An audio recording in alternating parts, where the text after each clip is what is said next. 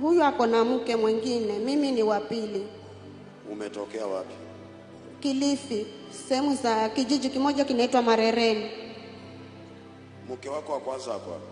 Where is your first wife? Unatafuta nini kwa huyu? Yule ako na kasoro gani? What are you looking for the second wife? Kasoro yote. Ikiwa uko na sima na samaki kwa mdomo au jameza na unatafuta omena na mchicha, umekosa nini kwa yule mwanamke ukatafuta huyu?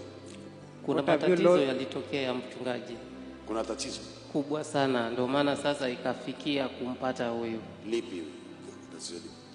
Nilimpata na mtu kwa nyumba. Na umemwacha?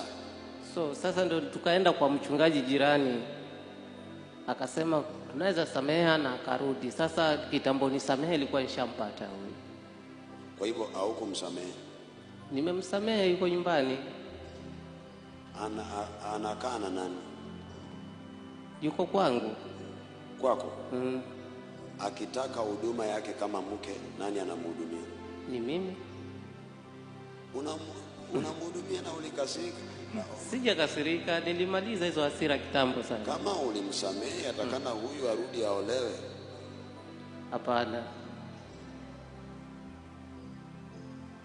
Na kila mtu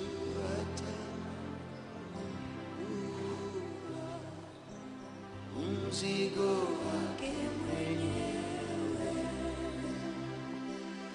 na kila mtu atatoa